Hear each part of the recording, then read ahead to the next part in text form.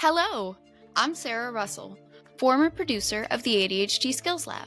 I'm thrilled to introduce my latest project, the Neurodivergent Report, an educational podcast dedicated to empowering neurodivergent individuals with accessible scientific knowledge and amplifying their exuberant stories. In each episode, we'll explore topics like the genetics and heritability of neurodiversity, alongside practical strategies for managing executive dysfunction and emotional dysregulation. Together, we can learn to heal in community.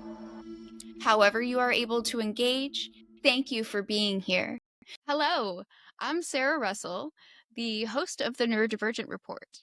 And today I am very, very excited to be here with Sol Smith, the author of The Autistic's Guide to Self-Discovery, also a certified autism specialist who is themselves autistic, dyslexic, and living with ADHD. He's done a bunch of other stuff, and I'm going to let him speak because that's really what he does best. But before I do, I just wanted to say he currently lives in Southern California with his wife and 4 children. Sol, it's so great for you to be here. Thank you so much. It's great for me to be here. Thank you. I really appreciate the invite. I mean, there's a bunch of things that I want to talk to you about, but I think the thing that caught me most off guard is you just told me off air that you wrote your first draft of this book in 4 days. Yeah. It's kind of how That's amazing. Eh, Do you want to tell me a little bit about that brain? yeah. Oh God. It's a noisy place, my brain. I'll tell you a little bit about how it came about. Sure. Obviously I've been autistic and ADHD life coach for some time, and obviously I've been thinking about writing a book. When you realize that you're autistic, whether it's through self identification or a diagnosis, there's just no roadmap for what to do next. It's kind of like congratulations, and then you go out the door, and there's just not a roadmap. And I thought that I could try, from working with so many people, to make like a "You Are Here" and try to get people started on this whole path, whether they're trying to get out of burnout or trying to unmask or trying to just learn more about themselves. So I had that idea sort of percolating in my head, but I hadn't done anything about it because I've been just busy. And one of my Sure. followers, 4 kids, wife, 4 kids, yeah, professor right, in college. and at the time I was teaching full time at a college too, and so one of my followers wrote to me and said, "Hey, I'm one of the organizers at the San Francisco Writers Conference. You should totally come next month." And I hadn't been to a writers conference in probably 15 years or something. And I was like, I really should go. That makes sense. So I did. I put it together, made reservations, and I went. And I met with an agent. I met with a publisher. And it was just so different than last time I went to a writers conference because last time it just felt very much like, okay, well, good luck. And this time it was, I had a lot of followers under my belt. And so they wanted to talk to me, you know. Um, so I talked to the agent, and she said, like, basically, yeah, I'm gonna take you. I had a 1-page write-up of an idea I had for a book. And then I talked to the publisher, and she said, okay, well, what I'm gonna want from you is a proposal. And no, I hadn't really written a nonfiction book. I'd only written fiction in my life. And I said, okay, so a proposal. And she goes, do you know what I'm looking for? And I'm like, no. And so she No. told me, she said, so I need like 30 pages, and the first 30 pages of the manuscript, and, an outline. And I was like, okay. So I went back to my hotel room and I did that, that night. And so I wrote the first 30 pages and I made an outline, and I went to a print shop, and I came back the next morning and handed it to her. Wow. And I just had to of course I had this done, because that's what we do, right? As autistics, we fake our way through everything. So that was step Absolutely 1. not. That is not faking it until you make it, friend. That is like, hey, I'm here. I've arrived now to do the work. So right, true. You So I build had it so I and had they a will come. I Now it's was time to true. build it. Right. So from there, I sort of made like a mind map, and I had an idea of what I wanted to do. It took about from there. It was a couple months before the agent and the publisher worked out a book contract, and then my agent said, "Okay, how soon can you have first draft to us for the publisher?" And I said, "Give me 2 weeks." And she said, "How much Fine, do you have done?" blindness. Yeah, right. And she said, Let's just do "How it much do you have now. done?" I said, "I've got that first 30 pages done." And she said, "Okay, how about 60 days?" And I was like, "Well, let's say 30 days." And so I just told my family, I said, "Listen, I'm blocking off my schedule. I'm not taking any appointments, and I need you guys to help out, this week. Like, I'm just going to use this week. I'm just going to write, and that's all I'm going to do." So I had my mind map. I had been thinking a lot about it. And at that point, it's just kind of typing. So I just did all my Because typing, it was like in all, your brain. yeah, no, it was just fun. It had been a long time since I sat down and wrote, and it was different than talking. So, Did you ever publish anything like academic writing no, first? not really. So this is your first foray. Yeah, Congratulations. yeah, It's thank you. awesome. Thank you. And I'm terrible with typos and that kind of thing. So I had my son, who was 18 at the time, go over it. He's much better at that kind of thing. And we sent it off, and they made it fit their style guide and everything, and it was accepted. So it was really exciting. That's yeah, and so another thing that we're really good at doing is going with that intrinsic motivation. Some people Yeah. call it hyper focus. What is the literature calls it like monotropism, right? But really it's just like, "Ooh, I'm so excited. I love that I'm getting to do this thing. Let's do it." Yeah, no, And totally. only that Right. And only that. Yeah. It's that and until breathing, I'm done. Yeah, yeah, totally. And you hear everybody's writing advice all the time. Like, you have to write every day. You have to do, and it's just anytime somebody tells you like specific rules for writing, just as a writing teacher, I can tell you, don't listen to it. Like you have to figure out what works for you. And yeah, for me, sometimes things really have to percolate before I sit down and write. And so it's different for everybody, but for sure that it's a privilege to be able to set aside that time. And I Extremely. And usually, I'm definitely going to yeah, make sure I highlight all of the ways that you were able to support yourself through that journey. But I definitely wanted to stop and be like, whoa, this guy it's well, I did the mean, yeah, thing it in is. 4 days. I've heard other stories, like you're not the first author I've interviewed.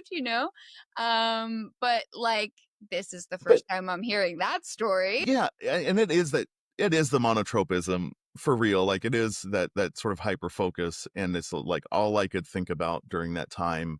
And it's just a driving force. And I've heard of hyper fixations and special interests being described as, it's like having a crush on someone, except it's a thing. And it's like that. You're infatuated with it.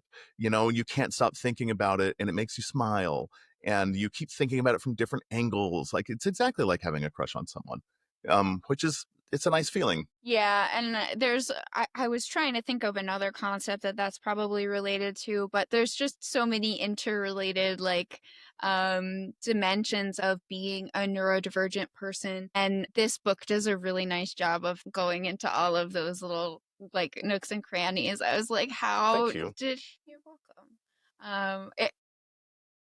I think that I would struggle to replicate like just because like how do you sit back and look and be like, "Yep, I'm done.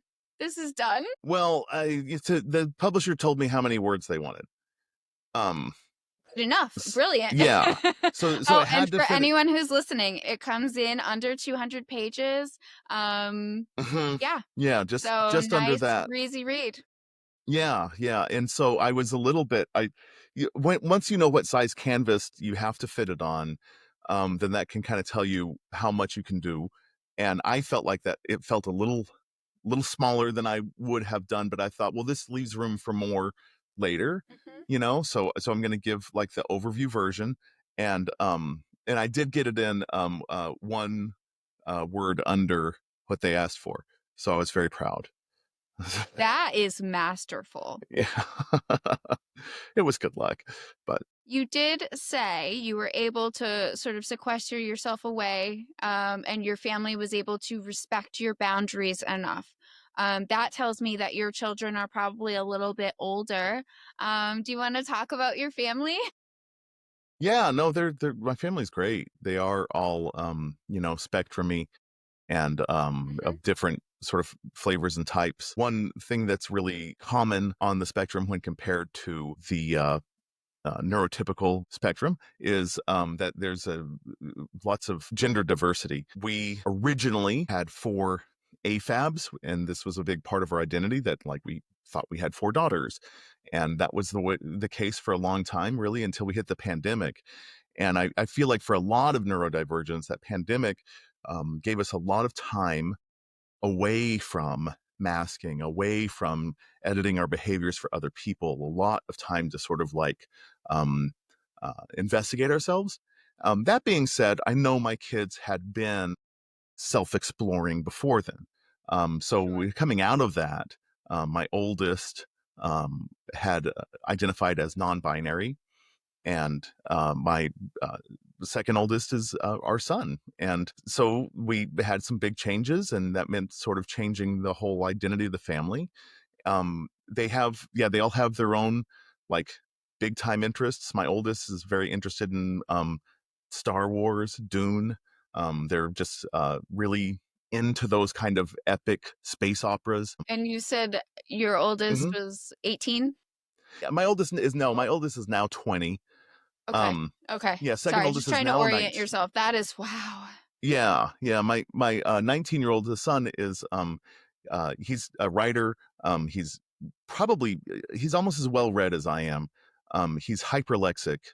Like he had finished the Harry Potter books by the first grade, and just to note that he also would never put another penny in J.K. Rowling's pocket. Um, but and neither would we. But anyway, he also is an expert in crustaceans. He's absolutely fascinated with them. He makes art about crabs and lobsters all the time, and yeah, he just has been hyper fixated on those for a really long time. And then our third kid is a speed cuber. We're actually going to the world championships of speed cubing So in cool. this summer. Yeah, she saw the documentary Speed Cubers on Netflix, and the two guys who are like kind of duking it out for world champion. She was like, I want to meet these guys. That's my life's goal. And we were like, okay. And like, it was like 8 months later, she was competing against them. And and so like now she can solve a cube in 6 seconds. Um Did she and get really like the specific type of cube that she has? Because my son did that for a yes. little while. Yeah, oh yeah. Like we've upgraded cubes a lot of times, and she's into lots of different, cubing modalities, lots of different ones.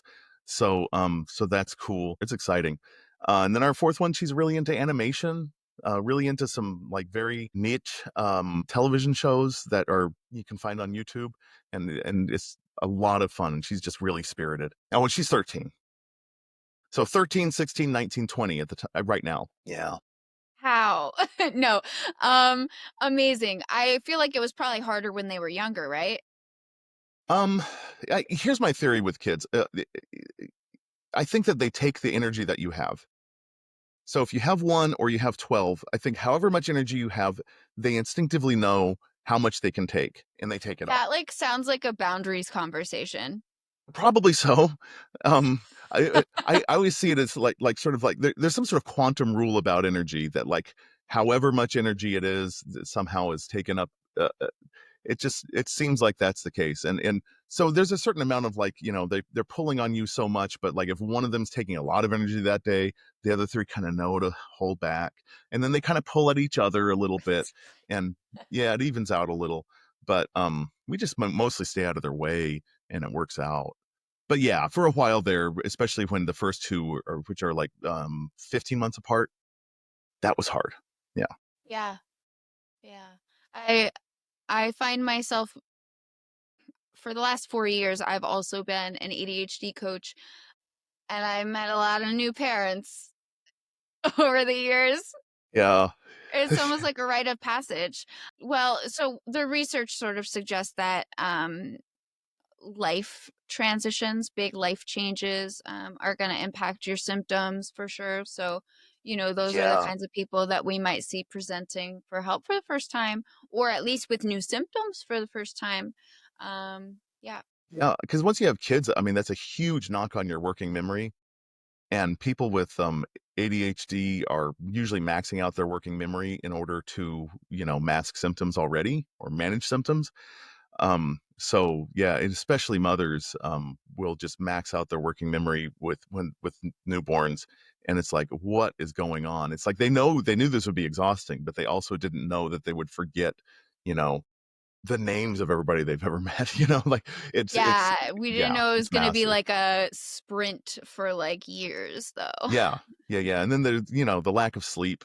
Sleep is a huge regulator for ADHDers, and when you have trouble sleeping, which a lot of ADHDers do, um, usually at some point you figure out how you're going to do the sleeping. But then once you have kids and that goes out the window, oh my God, it's tough. So, do you want to tell me a little bit about how you realized that you were autistic? Sure. I always knew I was different.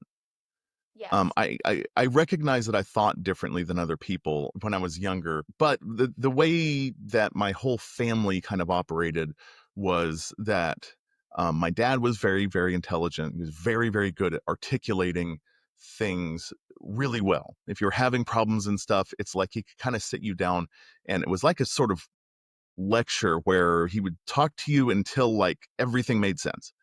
And so we kind of like really, really looked up to him in a way. And he just framed our differences very much as, advantages. We just felt like, oh, well, the world will catch up with us. And we just thought that our differences were because we're being raised by dad and he's really special. Um, and when he died in 2016 of a brain tumor earlier than he should have. And a lot of us were standing around talking about stories, stories from when he was much younger, stories when he was much older. And my brother said, "Gosh, it's like he was like autistic or something." And I was like, "Oh yeah, that does make sense."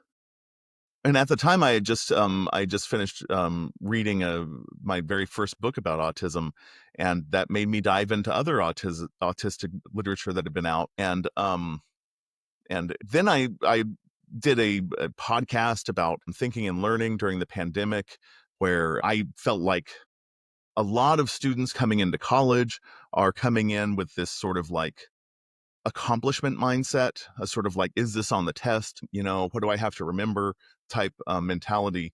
And I see college as this opportunity to explore yourself, work on yourself, that you just never get again in life. And that you can, if you can contextualize what you're learning through your interests, through your own experiences, that it's really much richer experience. And that the sooner you learn this, the better it can be. And it's a very idealistic way of looking at it, but to try and tolerate the games that the grade is, but that the grade is really a surrogate goal that we've put ahead of the actual learning. So anyway, this was the point of my podcast, was to try and put the learning first. And essentially, just episode by episode was supposed to be stepping stones to try to take people from the way I sort of saw that mentality and move it towards the way that I saw things, which was to sort of unlearn a lot of our socialization, unlearn a lot of the labels, unlearn a lot of the goals, and to see the whole world with a little bit more awe and openness. And at the end of that, I was like, oh, I wrote a how to think like an autistic's guide. And it was somewhat shocking, Um, and at the time I had just started working on a master's degree, and I was like, okay. So I started really researching autism and ADHD for my master's degree. I made that the focus of my master's of science and psychology. And it just so happened that my insurance covered assessment, and yeah, that's how I Wow, got there. and the rest is history. And okay, and did you get the ADHD at the same time? Yes, and that was a surprise. I didn't know that. I didn't know that I was ADHD, and it came with the autism assessment, and I was kind of like, huh, because I knew my wife was ADHD because she's really ADHD, and it's very What does visible, that mean? really Okay, yes. ADHD. Yeah, uh, you're gonna describe it. she's very unorganized. She's very unorganized. She has short-term memory issues, and Has she ever that like, taken the ADHD quiz on your oh, website? I don't know if she has, but she was 'Cause diagnosed. I just did. Did Well, you? yeah, I've been diagnosed too, but I just Yeah. wanted to see what Well, your I should ask questions her. were like. Anyway, sorry. Yeah. No, Um, but here's the thing. My brother's ADHD as well. Okay, and so both of them were like sort of like oh, my brother sort of passed the torch to my wife as like kind of my person in life, from the different stages. Like both of them, I've had this one overarching strategy, which is my brother's room was always really messy. And I knew that I didn't have to keep my room really clean, just less messy than his room. And I could stay out of oh, trouble that way. so No that's one your could metric really with come and your say, wife. "So your room's too messy." Because I go, look at his room. And so and then it was the same thing with my wife. My wife's side of the room and her side of the closet was so disorganized that I didn't have to super tidy up my side, you know. And so I was hiding my ADHD behind other ADHD people's ADHD, you know? That's funny. Yeah. So so that's how I did that, I think. That's very funny. Um, yeah, I did stop to take the quiz on your website because I was curious particularly about how like where the questions came from. And the ADHD one seemed pretty similar to some standard questionnaire that I've come across, but the Uh-huh. autism one I obviously wasn't as familiar with. Um, Hmm. and I liked how Yeah. specific the questions were. Yeah, I tried to make the autism assessment be much more from the experiential point of view. I think a lot of us miss So you our created that. yeah, yeah. And it's it's self discovery tool that's not at all substitute for anything, but it's to sort of help you to feel more confident if you're self-identifying, because there's a lot of imposter syndrome because we've Yes. been imposters a lot of our lives. And I think that we miss a lot of the autism because the way the symptoms are written, the way that a lot of the different quizzes are written is really from that sort of symptomology. And I just don't see myself in that very often at all. Like for example, just the term narrow interests sounds to me nothing like special interests. I understand that narrow means that like it may be single-minded or I might, agree with might you. have a lot of depth. But I've been interested in so many different things that it doesn't feel narrow because I'm looking at over time. That I'm like very interested in things that are either could be considered academic or intellectual or whatever. And And I saw so much of yeah, them. and I saw lots of people just So how could didn't that seem to be be interested in narrow? anything. So I Yeah, felt like, well, yeah, I don't have narrow interests. It didn't seem that way at all. But that's the thing. The broad interest it seems shallow to me by comparison. So I tried to that's make it be so much more from the experiential side. that's so interesting. And for what it's worth, I have also taken the RADS test, which Uh-huh. is like a self-assessment tool also for autistic adults. This one has been like validated or whatever scientifically, blah blah blah, but it pretty much aligns with the score I got on yours. So that was Huh. very cool. Yeah. Above threshold for autism and ADHD, both types of ADHD, mind you. Mhm. Which also is consistent with my diagnosis of combined type ADHD.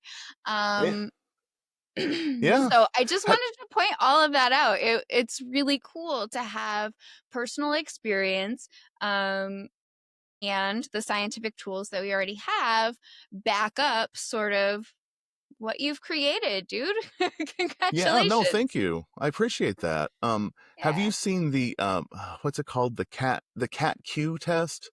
Yes. That one's pretty cool too. I just learned about that one. It's the camouflaging autistic traits Q. What's the Q that there for? Quotient.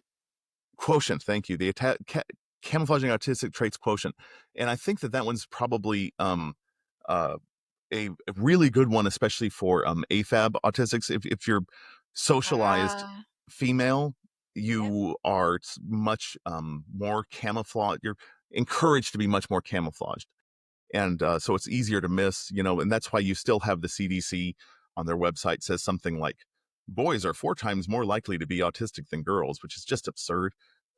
They're 4 times more likely to pull a diagnosis because they're Ay, four ay, times more ay. obvious because they're 4 times less socialized.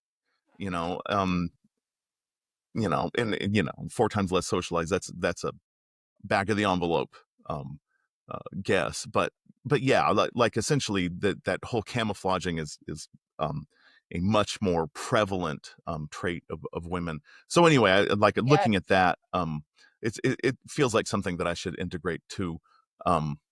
Into my own stuff on spicybraintest.com where I have that.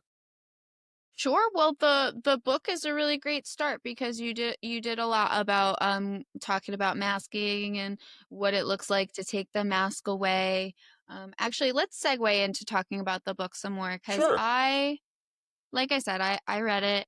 I want to know what you want people to take away from the book, but I also want, I don't know, I'm still struggling with the concept of lateral thinking, I think, Okay. because I always thought that the opposite to critical thinking was emotional thinking. Like that's what I was told as the hysterical woman. Like And okay, so yeah, so emotional. so I'm just struggling with reorienting my whole Okay. identity here.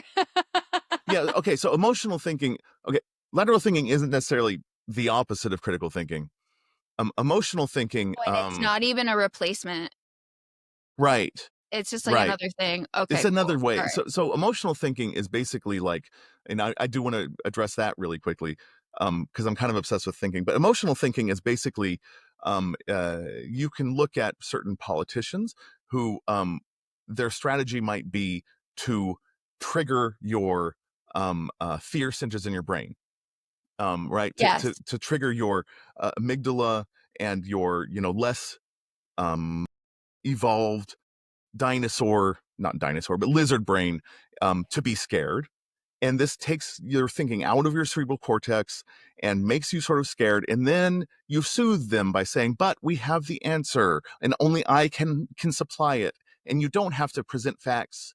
You don't have to do anything. You just trigger fear and then offer that you have a solution. And listen, like advertising does this really well. They Yes. create an anxiety and then say, but we can soothe your anxiety.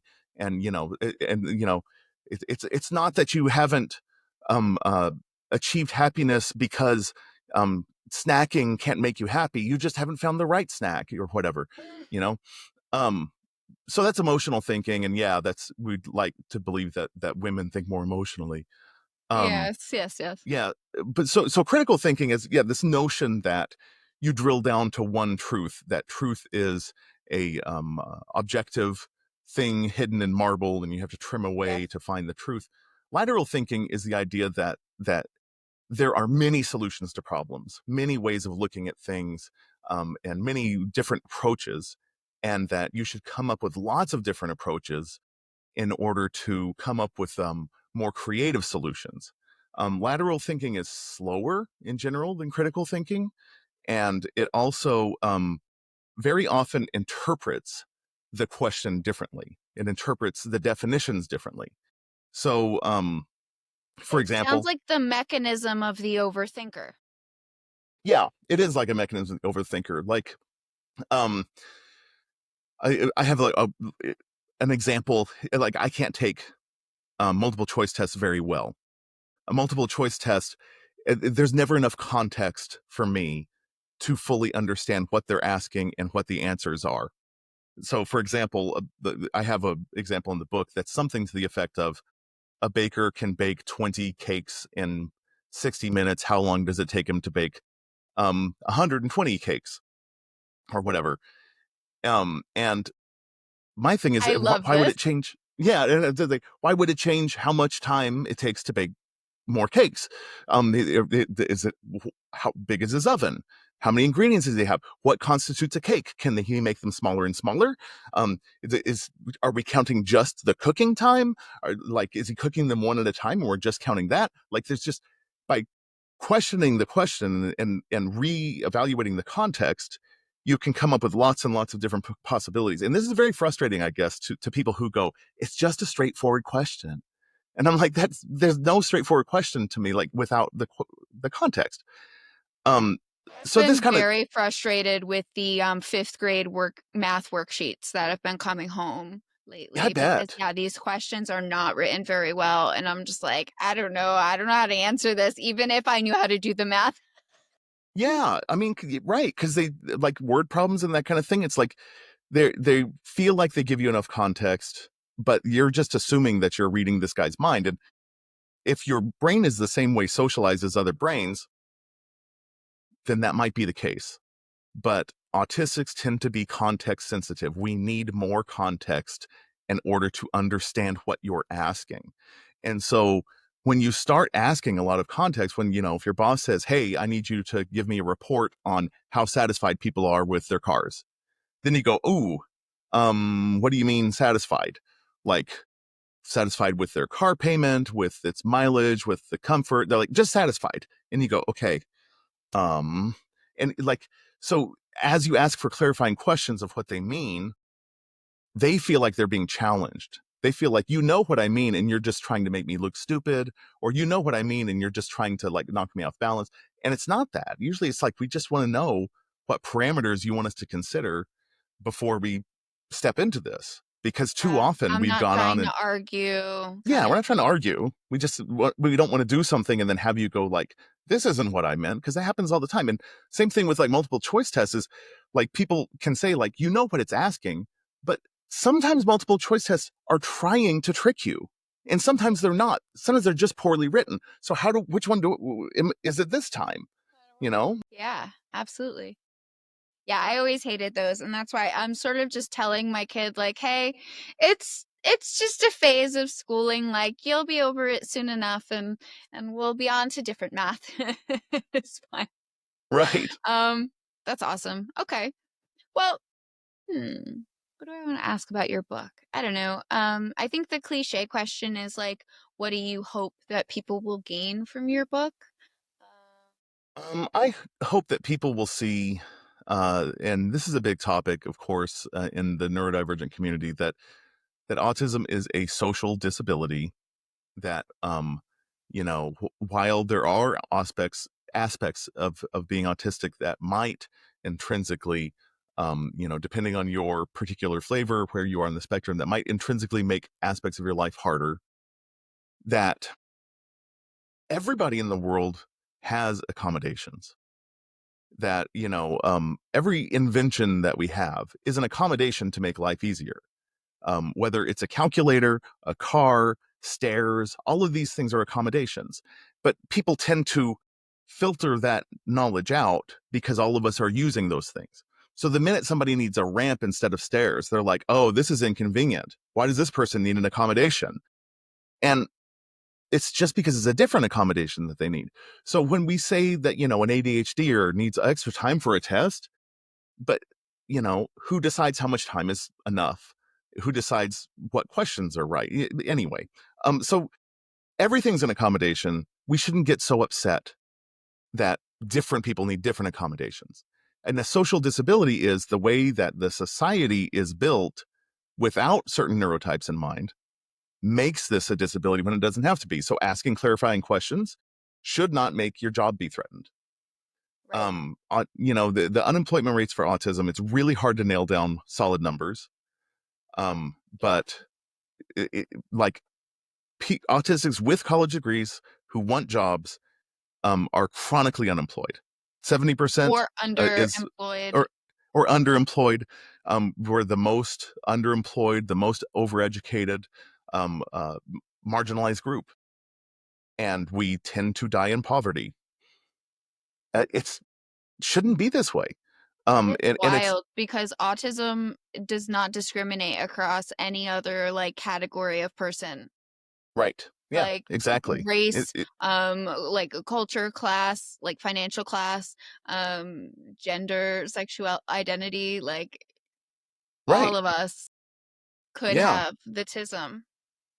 Yeah, exactly. And so it's just Or the fact I that it's should say, not like, have visible. the capacity to, Yeah. no, I'm not trying to Yeah. say everybody's a little bit Right, autistic. right, right. I hate No, that yeah, so much. that it doesn't yeah, it doesn't pick on any sub-marginalized group, but when you Yes. add in, different cross hatches of marginalized identities, it gets harder and harder.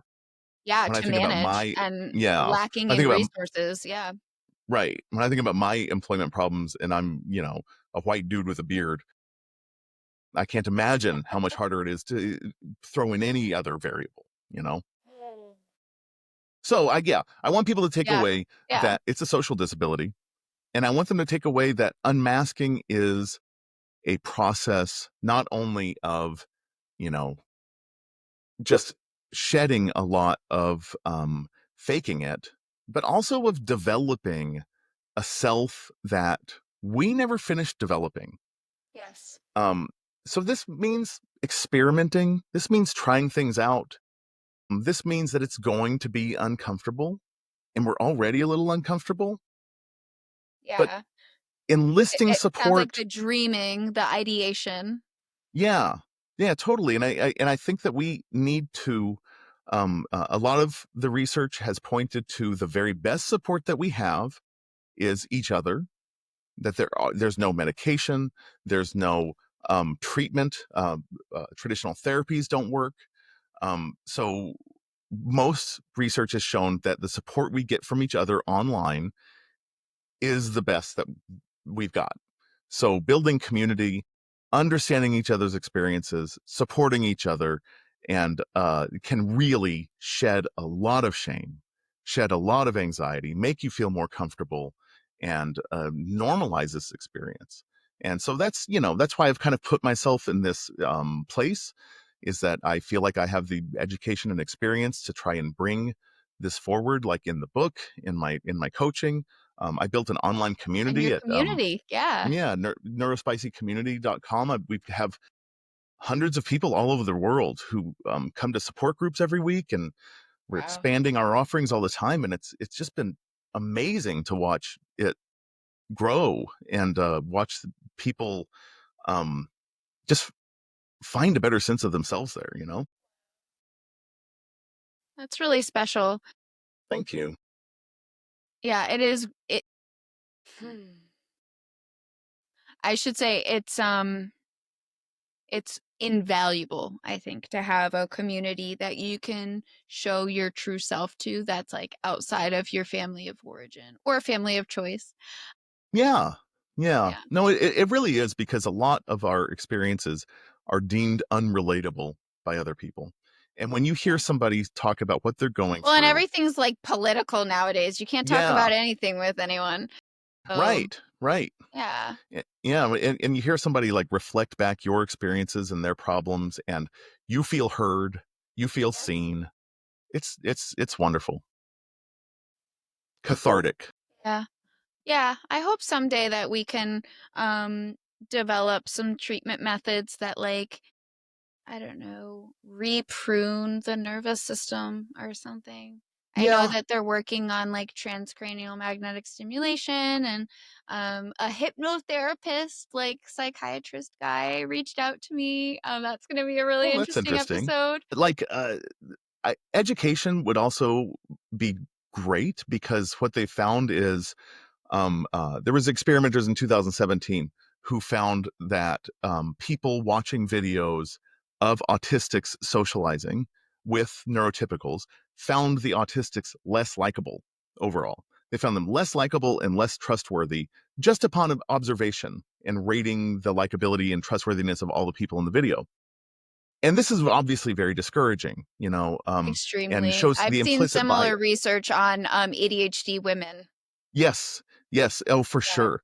And in fact, there was also research about ADHD kids that they took a bunch of kids and they give them toys to play with together. These kids had never met with each other, and within like 30 minutes, the ADHDer is usually ostracized from the group. Um, and nobody knows they're ADHD. It's just an implicit ostracization. Well, yeah, because it's like it's almost like the natural behaviors are sort of selected out, but Yes, right, that because is socialization is a process of like sort of matching each other. if it's also the smallness of those groups too It that could is a be. factor.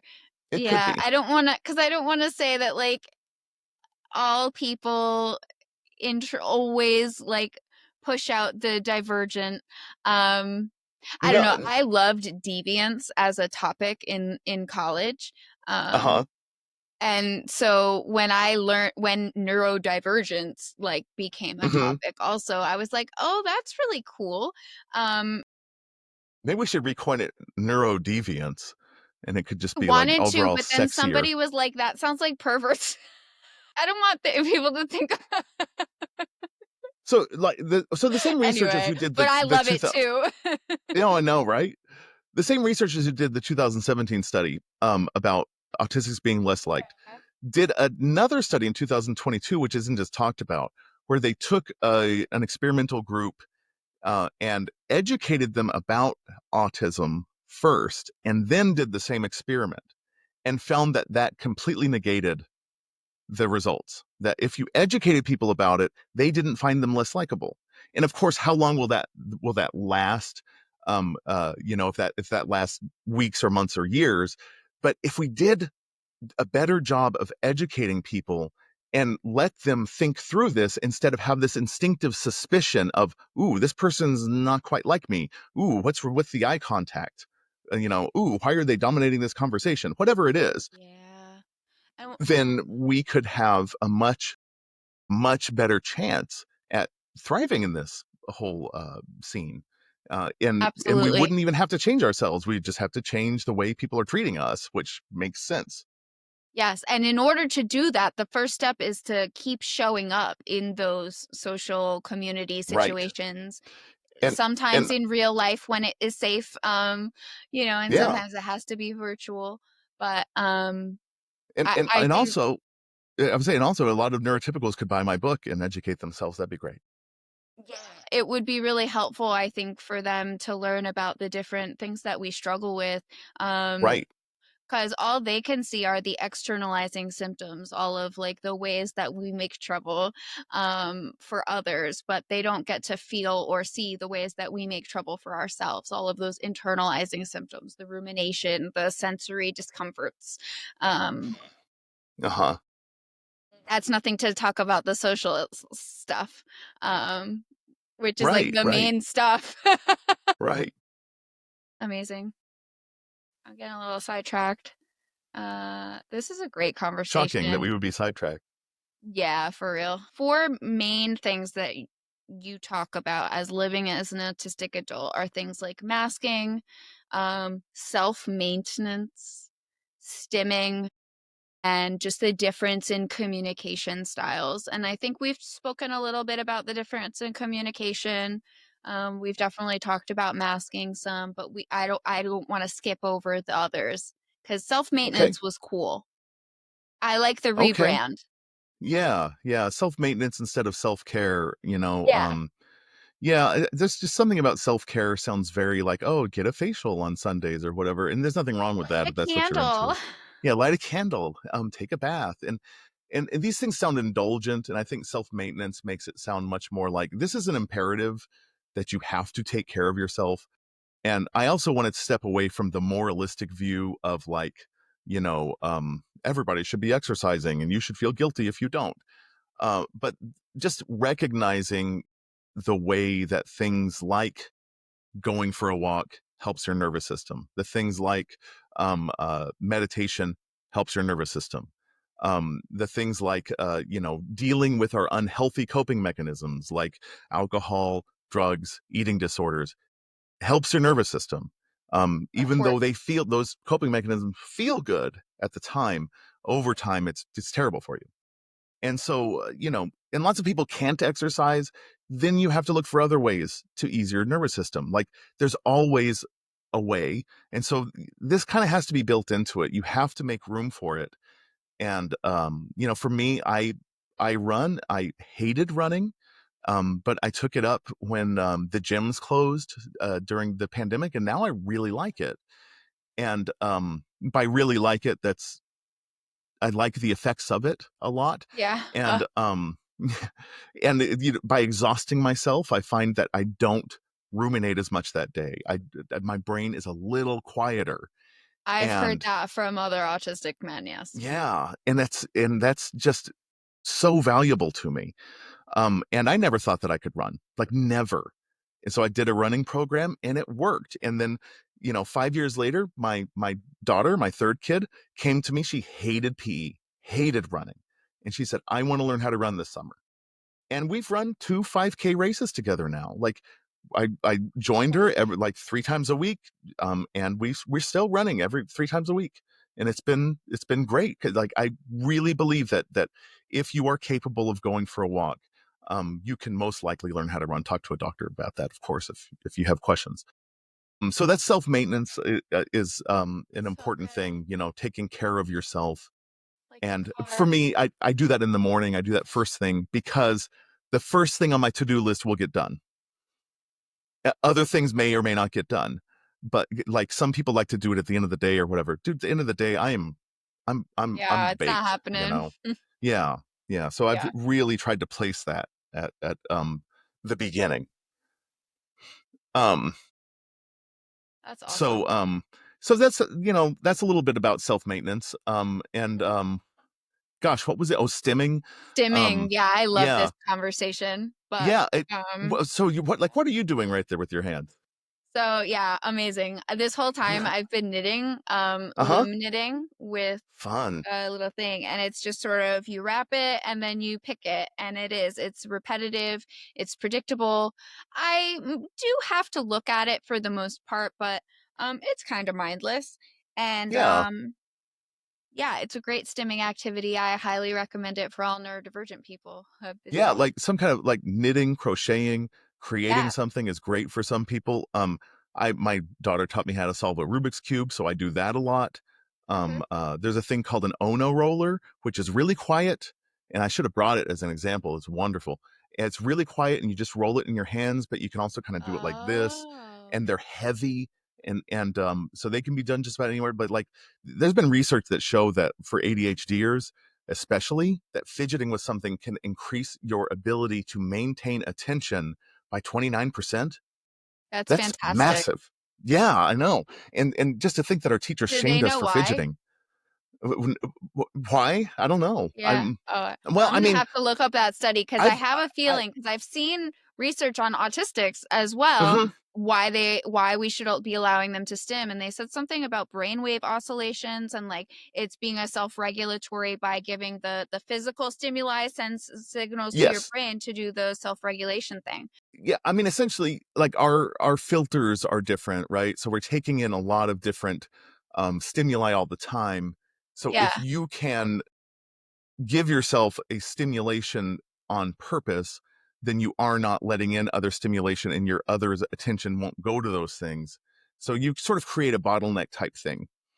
Um, Essentially, you create a bottleneck of information where now there is enough occupation that you can do what you want to with your eyes. You can do what you want to with your brain because you have your hands doing something comfortable, and you don't have to look think around for about what something else they're to stimulate. doing.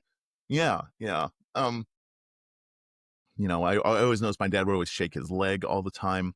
Yes. Echolalia is a type of stimulation. Um, uh, Yes, yeah, vocal stimming. yeah, Yeah, humming, and, even whistling, even rocking, yeah, rocking. which is something that I always used to do as a kid, and I was, like, told not to do it. Yeah, the whole idea of like Twisting the sit hair still. or biting on the clothes. Yeah, yeah. And so if you don't let a neurodivergent fidget or rock or whatever it is that they're chosen stem, they can end up being like picking on their skin, biting their nails, like other Continue to get things. dysregulated and Yeah, physically uncomfortable right, right. until So now it's just you're causing, like, trauma to the nervous system. right, right. Trauma, I should say, like, pain, I should say, like, damage. Yeah, yeah. And so that's one of the things that has really changed my life, is allowing myself to stim, allowing myself to fidget. Just that has changed my life.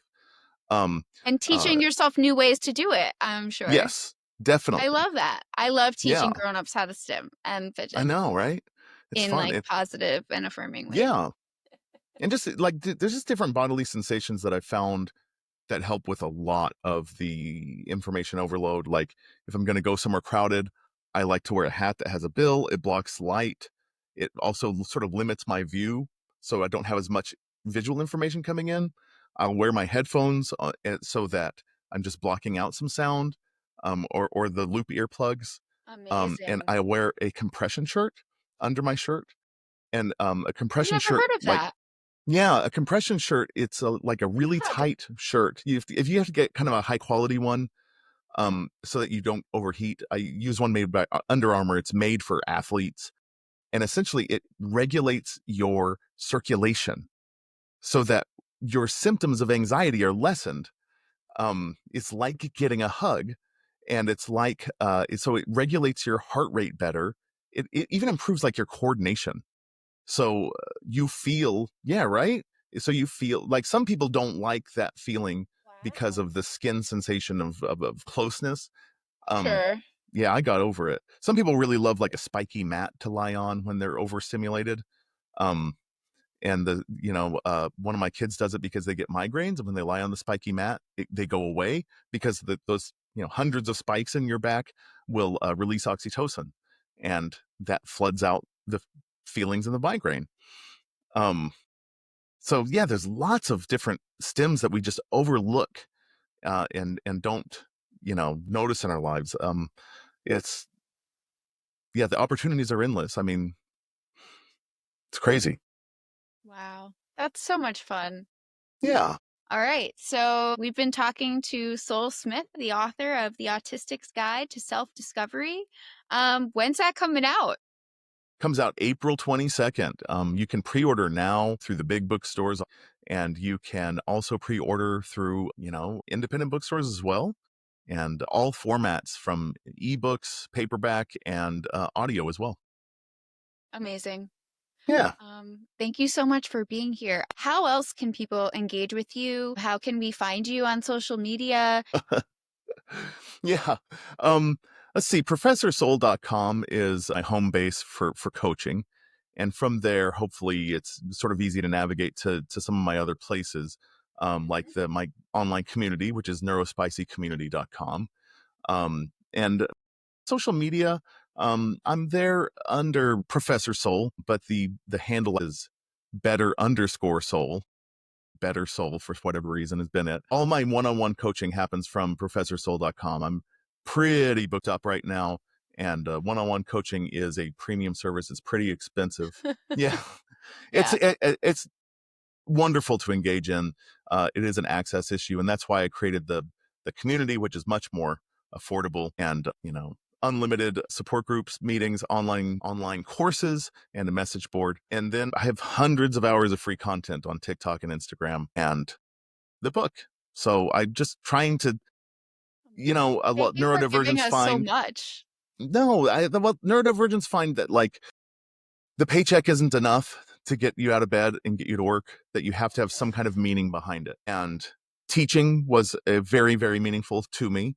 And now that I have a more focused place that needs more attention, and I feel especially equipped to give it that attention where lots of people don't, it's been a really good fit. And I just feel so privileged that everybody has welcomed me here and made me a big part of the conversation. That's awesome. Yeah, thank you so much. Thank you. Okay, well, last question. This one's sort of the for novelty. Okay. So right here I've got some cards. It's just index cards, but Okay. on it are questions from the company We're Not Really Strangers, not affiliated, just a really big fan. And they sent me this free confidence boosting edition of cards. And Ooh. so we're gonna shuffle them up and see what we get. Um, okay, that's enough. Ooh, this feels special. So Tell me about something you're proud of yourself for, but haven't yet celebrated. Gosh, I always tell my clients when they start saying something they're proud of, and then they sort of start justifying that pride. I always say, we don't need the mask of humility here. You can just Yeah. say what you think you're proud of, um, but haven't celebrated. Um, I'm I'm really proud of being my own boss. I've been my own employer now for 2 years primarily. And I basically feel like every single day I'm looking for the next opportunity and I have to seize it. The next opportunity and I have to seize it because I'm always just scared that it's going to go away. And again, like I said, I feel very privileged to be here, but I also feel like um, there just aren't very many people with the education and experience that I have. And I feel like I have a duty to share it. Um, so as far as not celebrating it yet, in some ways, I don't feel like I give myself enough credit and I don't really take a breather.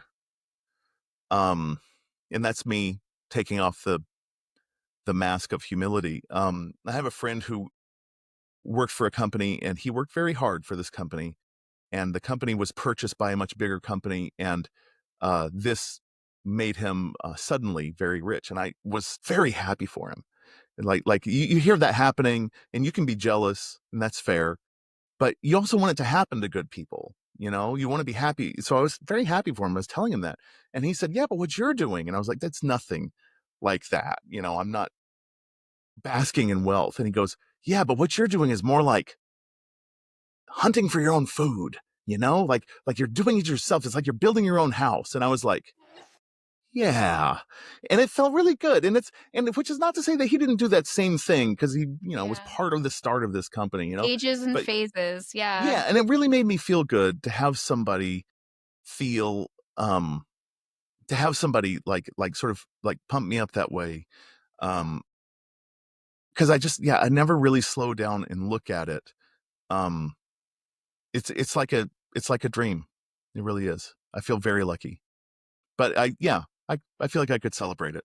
I'll have a party. You're invited. I love that for you. Oh my God. Thank you. Thank you. I'll come. Yes.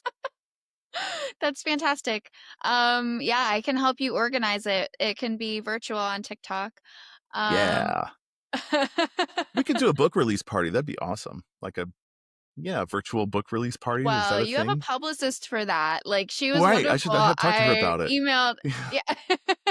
Yeah, very professional, super nice to email back and forth with. Wonderful. And I actually am super humbled that you're even here in front of me. This has been amazing. Thank you so I feel much like you and for I could being talk here. all day, Sarah. Thank you so much. Well, maybe we'll have to do it again sometime. Yeah, I'd love to. Thanks for listening. Bye. Bye. Thank you for being here. If you want to connect with the Neurodivergent Report, you can find us at ND Report Pod on Instagram, Threads, TikTok, and YouTube. If you're looking to support the show, the best thing you can do is to subscribe and leave a 5-star review on your podcast platform of choice. Please! You can check out ndreportpod.com for more information, or if you want to be a guest contributor. Until next time, be well, do good.